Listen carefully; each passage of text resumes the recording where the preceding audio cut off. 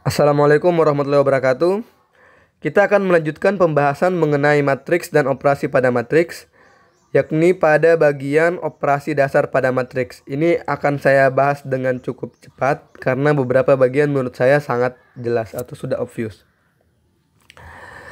Yang pertama tentang kesamaan dua matriks, di mana dua matriks dikatakan sama jika matriks tersebut memiliki ordo yang sama atau ukurannya sama, dan entry-entry yang bersesuaian itu memiliki nilai yang sama.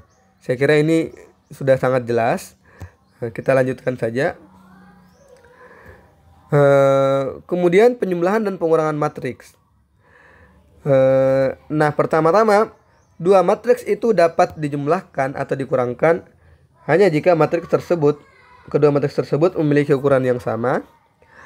Kemudian jumlah dan atau selisih dari matriks yang dihasilkan merupakan matriks baru yang berukuran sama dengan kedua matriks semula, dan entry-entrynya dijumlahkan atau dikurangkan. Entry-entry yang bersesuaian dijumlahkan atau dikurangkan. Secara umum saya bisa tuliskan seperti ini. Jika ada matriks A, matriks B yang sama ukurannya anggaplah M kali N dan M kali N, begitu. Nah, ini saya tuliskan dalam bentuk yang lebih umum lagi, yang lebih operasional maksud saya. Nah, ini masih terdiri dari dua matriks. Ini adalah matriks A, ini matriks B. Setelah dijumlahkan atau setelah dikurangkan, maka nanti akan terbentuk satu matriks saja yang juga berukuran M kali N, di mana setiap entry yang bersesuaian dari matriks A dan matriks B itu dijumlahkan atau dikurangkan. Ini saya perkenalkan penulisannya secara matematika, karena nanti pada pembuktian sifat-sifat operasi pada matriks itu akan banyak menggunakan notasi. Kita lanjut. Perkalian dengan skalar, yaitu ketika kita mengalihkan suatu konstanta ke suatu matriks seperti ini. Nah, mungkin teman-teman yang mengikuti KPA kemarin itu mengetahui bahwa perkalian dengan skalar ini pada dasarnya itu dianggap bukanlah operasi, akan tapi aksi yang dilakukan pada satu matriks. Terlepas dari itu, nanti hasil dari perkalian dengan skalar ini itu adalah matriks baru juga yang ukurannya akan sama dengan matriks A. Jadi nanti ini akan berukuran M kali N juga. Dan dia disebut sebagai kelipatan skalar dari matriks A. Oh ya, di mana semua entry-entrynya itu merupakan hasil kali antara setiap entry pada matriks A dengan skalar yang diberikan. Jadi seperti ini jika dituliskan secara umum. C kali A, nanti saya tuliskan seperti ini. Hasilnya adalah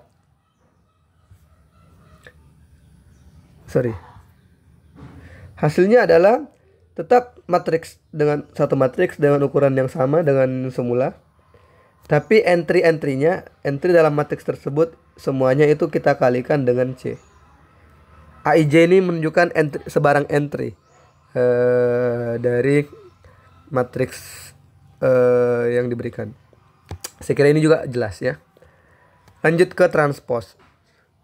Nah, transpose dari satu matriks ini mengubah ukuran dari satu matriks, di mana kalau awalnya suatu matriks berukuran M kali N, setelah ditransposkan akan menghasilkan matriks baru yang berukuran N kali M.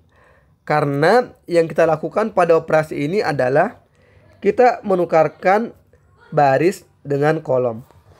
Jadi semua yang terletak pada baris pertama dari matriks A akan terletak pada kolom pertama pada matriks A transpose. Demikian halnya semua kolom pada matriks A akan menjadi baris pada matriks A transpose.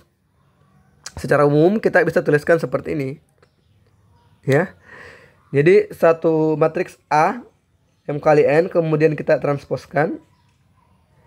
Setelah ditransposkan, perhatikan ya, ini saya sudah transposkan sehingga sudah tidak ada lagi notasi transposnya di sana.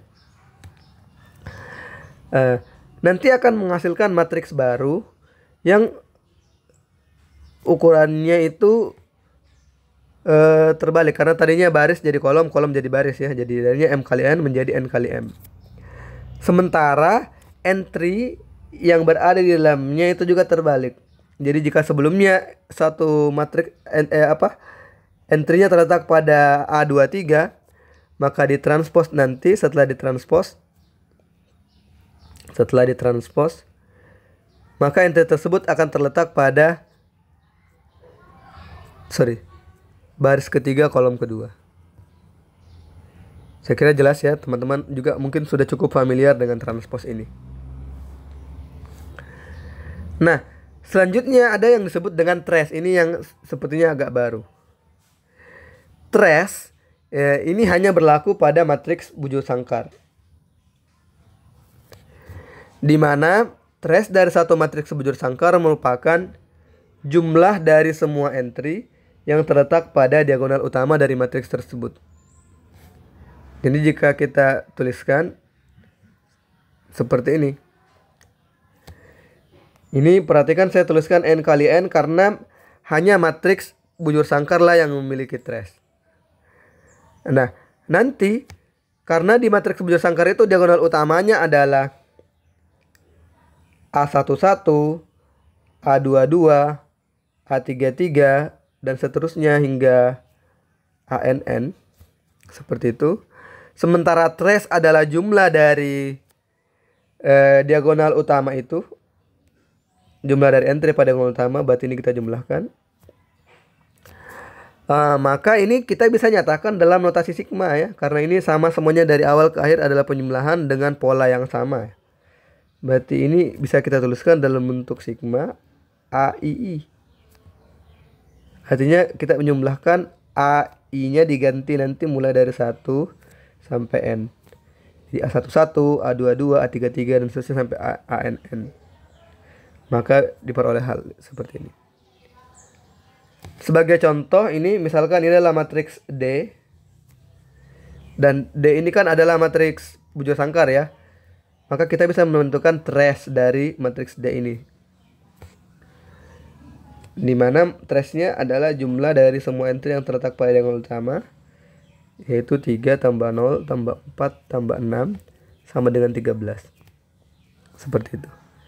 Saya kira ini cukup mudah dipahami. Semoga teman-teman bisa juga memahami masing-masing notasi formal dari setiap operasi yang diberikan. Terima kasih. Assalamualaikum warahmatullahi wabarakatuh.